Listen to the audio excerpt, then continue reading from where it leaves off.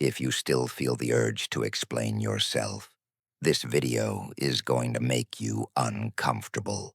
They didn't humiliate you because they were powerful. They did it because they needed a reaction to exist.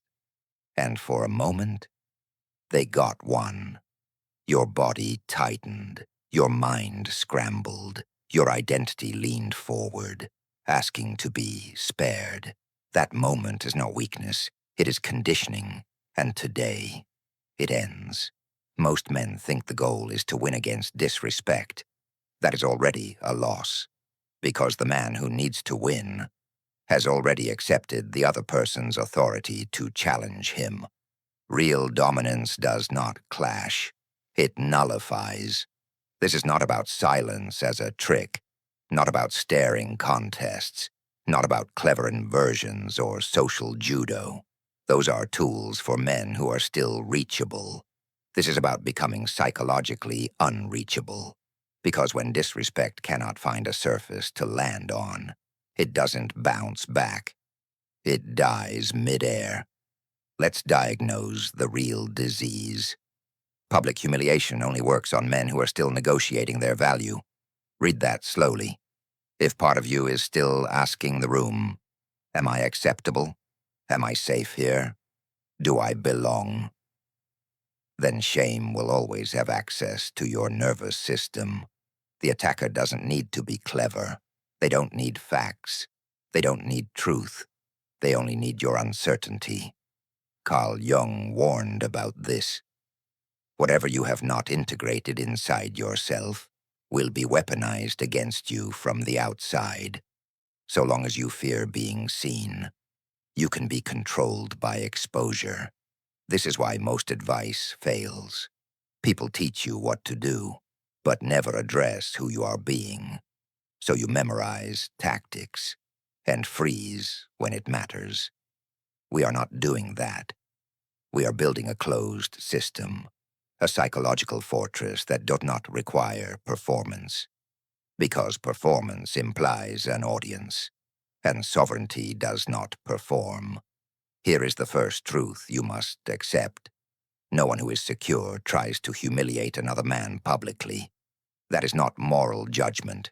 That is structural reality. Humiliation is a bid for hierarchy. Sun Tzu would call it a premature attack. A man revealing his intent before securing victory, which means the attacker is already exposed.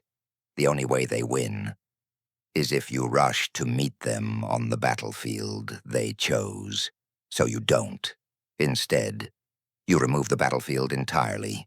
This is the law of frame collapse, one of the Invictus laws.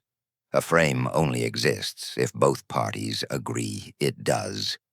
You don't defend. You don't invert. You don't counterattack. You decline the premise at the identity level. And this requires something most men avoid. You must stop caring if you are misunderstood. Marcus Aurelius wrote this for himself, not for applause. I do my duty. Other people's opinions are smoke. If you still need to be correctly perceived, you are still vulnerable. Now listen carefully. This is the core mechanism. When someone disrespects you publicly, there are three audiences: them, the room, and you. Everyone focuses on the first two, but the real battle is the third. If you remain internally still, the room will follow.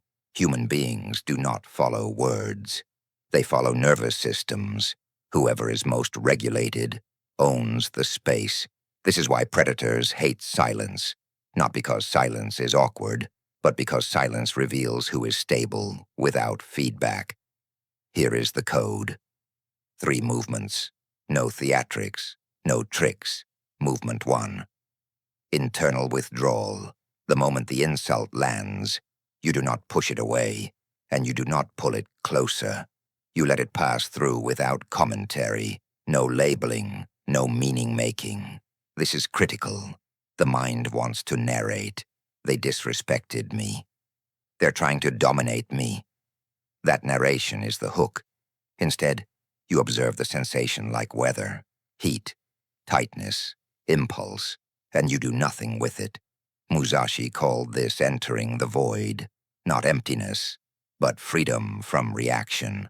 If you master this, everything else becomes optional. Movement 2. Behavioral minimalism. You do not match energy. You do not escalate. You do not educate. Your external response is smaller than expected. Not zero, just insufficient. A pause, a neutral acknowledgement, or continued action as if nothing of note occurred. Why this works? Humiliation requires contrast. It needs a spike. When no spike appears, the attack has no shape. The attacker feels it instantly.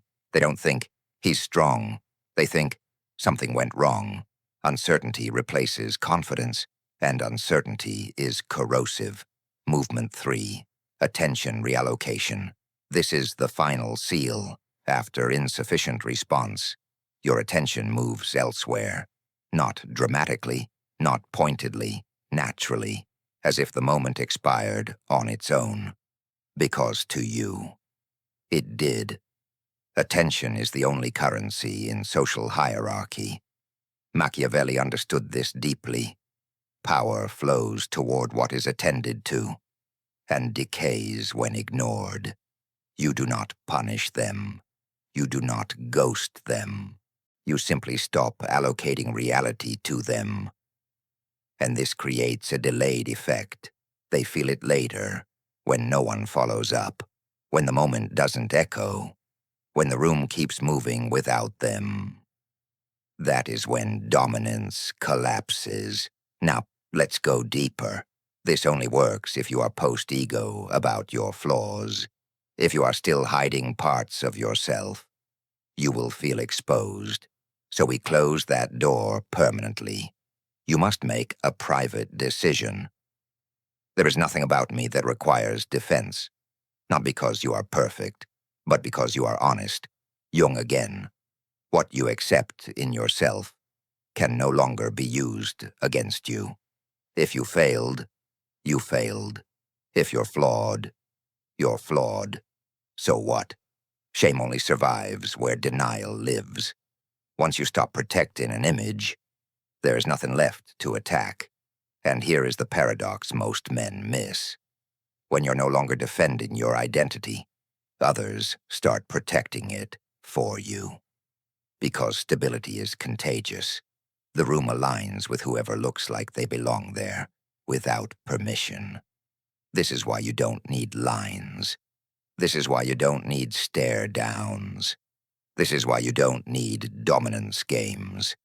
Those are for men who are still negotiating entry. You are already inside, and if someone tries to pull you out publicly, they look desperate. You look immovable. Remember this. Disrespect is an invitation to leave your center. You don't decline it verbally. You decline it existentially.